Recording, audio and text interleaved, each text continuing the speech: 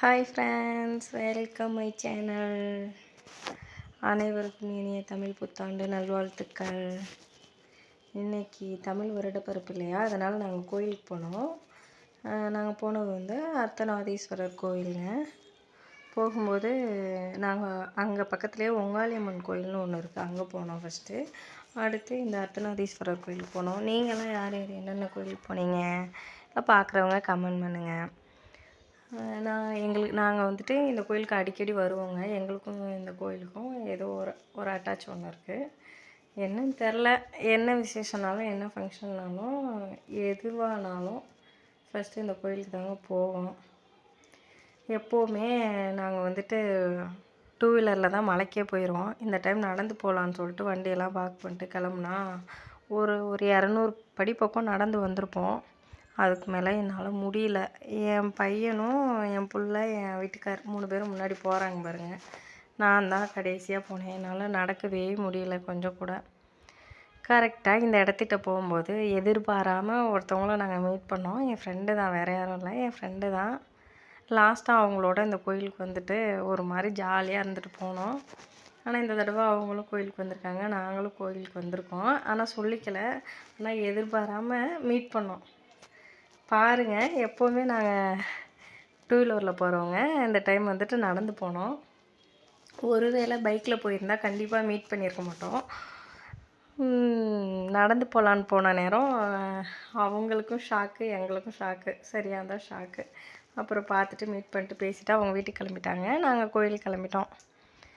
அவங்க சாமி கும்பிட்டு வந்தாங்க, நாங்கள் சாமி கும்பிட போனோம். இடையில பார்த்துட்டு கொஞ்சம் நேரம் பேசிவிட்டு அவங்க வீட்டுக்கு கிளம்பிட்டாங்களா, நாங்கள் கோயிலுக்கு வந்துட்டோம். பாதி தூரத்துக்கு மேலே நடக்க முடியலங்க. அதான் அவங்கள மீட் பண்ணோன்னு சொன்னோம் இல்லையா, அந்த இடத்துக்கு அப்புறம் என் வீட்டுக்கார போய்ட்டு வண்டி எடுத்துகிட்டு வர சொல்லிட்டு வண்டியில் இருந்துட்டு மலைக்கு வந்துட்டோம். இதுதாங்க மலைக்கு போகிற ரோடு. நீங்கள் பார்த்துருந்தீங்கன்னா வீடியோலாம் தெரிஞ்சிருக்கும். இதிலலாம் நிறையா குரங்கு இருக்கும். குரங்குங்க வந்து தண்ணி குடிக்கிறதுக்கெலாம் அங்கங்கே ஒரு இது மாதிரி செஞ்சு வச்சு தண்ணியெல்லாம் நிறையா ஊற்றி வச்சுருப்பாங்க. நிறையா குரங்கு இருக்கும். இன்றைக்கி விசேஷ நாளுங்க, இது ஃபுல்லாகவே குரங்கு உட்காந்துருக்கும். இன்றைக்கி விசேஷ நாளுங்கவும் எல்லா குரங்கும் மலைப்பகுதியில் மேலே ஏறிச்சு போல். நிறையா பஸ்ஸு 2 வீலர் எல்லாம் போகிறதுனால, காரெல்லாம் போகிறதுனால போயிடுச்சு போலங்க. இந்த இடத்த நல்லா பார்த்துக்கோங்க. அங்கே ஒரு தெப்பக்குளம் ஊரணி தெரியுதா, எங்கள் ஊர் பக்கம் ஊரணி, இதுக்கு பேர் இந்த பக்கம் என்னன்னு எனக்கு தெரில. ஒருத்தவங்க தெப்பக்குளம் ஊரணி அது இதும்பாங்க. அதில் வந்து கேமராவில் தெரியலங்க. நல்லா ஒரிஜினலாக பார்த்தீங்கன்னா ஒயிட் கலரில் நல்லா தாமரைப்பூ நிறையா இருந்தது. என் வீட்டுக்கார்ட்ட அதை காட்டி எனக்கு வேணும் அப்படின்னு சொல்லியிருந்தேன். சரி, ரிட்டன் போவையில் நான் உனக்கு பறித்து தரேன் அப்படின்னு சொல்லியிருந்தாரு. சரி, ஓகே, மறந்துடுவாரோன்னு நினச்சிட்டு நானும் சரின்னு சொல்லி முடித்தாச்சு. அப்புறம் மேலே போயிட்டுருக்கோங்க. லாஸ்ட்டாக வந்துட்டு எப்போவுமே நாங்கள் அங்கே மலைக்கு போனோம்னா குரங்குங்களுக்கு வந்துட்டு வாழைப்பழமும் பொரியும் வாங்கிட்டு போவோம்.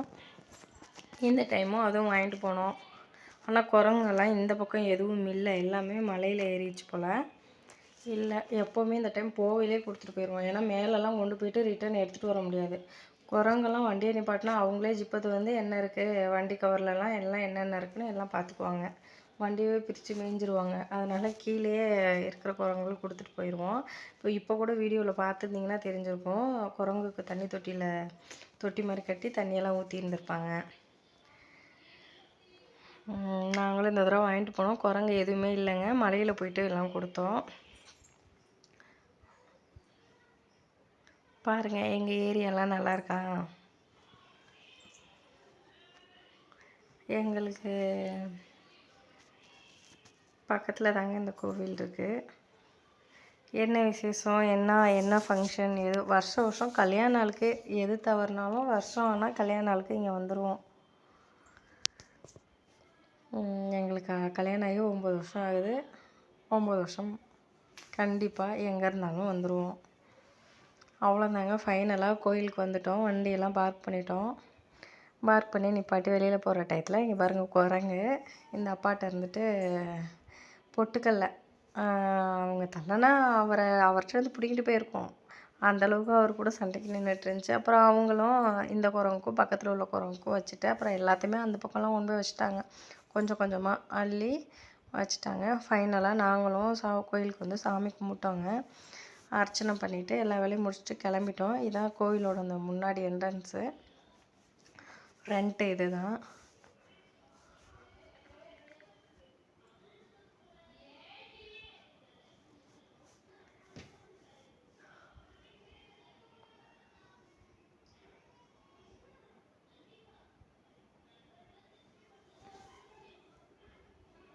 அந்த பக்கம் தெரிகிற மலை வந்து கொல்லிமலைன்னு சொல்லுவாங்க. கொல்லிமலைக்கு நான் போயிருக்கேன், ஆனால் அது அந்த பக்கமான்னு தெரியல.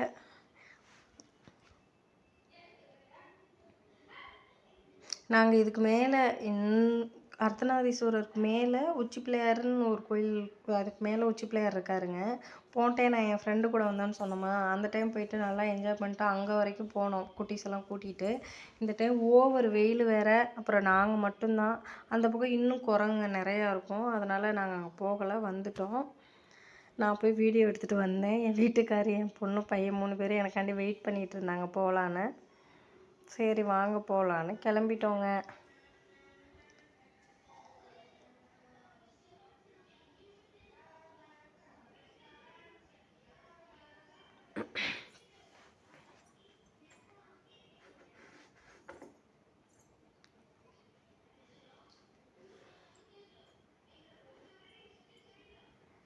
இங்கே கல்யாணம் பண்ண புது தம்பதிகள், கல்யாணம் பண்ணவங்க, புதுசாக கல்யாணம் பண்ணவங்க இந்த கோயிலுக்கு வந்தால் ரொம்ப நல்லதுங்க அப்படின்னு சொல்லி எங்களை வர சொன்னாங்க. எங்களுக்கு தெரிஞ்ச எல்லாத்தையும் நாங்கள் வர சொன்னோம். ஃபைனலாக என் வீட்டுக்கார் மறந்துட்டாருன்னு நினச்சேன் நான். ஆனால் அங்கே வந்து பார்த்துட்டு அவர் இறங்கி போகலான்னு பார்த்தாரு. ஃபுல்லாக கேட்டு போட்டிருந்தாங்க.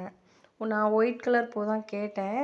ஒயிட் கலர் பூ தான் ஃபுல்லாகவே, அந்த குளம் ஃபுல்லாகவே ஒயிட் கலர் தான் இருக்குது. இந்த பிங்க் கலர் ஒன்றே ஒன்று தான் இருந்தது. 3 பூ இருந்தது. அதில் பூ ஒழுங்காக கூட இன்னும் மலரலைன்னு வச்சுக்கோங்களேன், கொஞ்சம் முட்டாக தான் இருந்தது. ஆனால் அப்புறம் அங்கே மீனுக்கு தூண்டில் போட்டுட்ருந்தாங்க. அப்புறம் அவங்கள்ட்ட சொல்லிட்டு என் வீட்டுக்காரர் வந்துட்டு அதை ஒன்று பறித்து தரீங்களா, அவரே ஃபஸ்ட்டு போகிறேன்ட்டு போனார். அப்புறம் செட் ஆகலை. அப்புறம் அவங்கள்ட்ட கேட்டோன்னே ஓகே பறித்து தரோன்ட்டு அப்புறம் ஒன்று பறித்து கொடுத்தாங்க.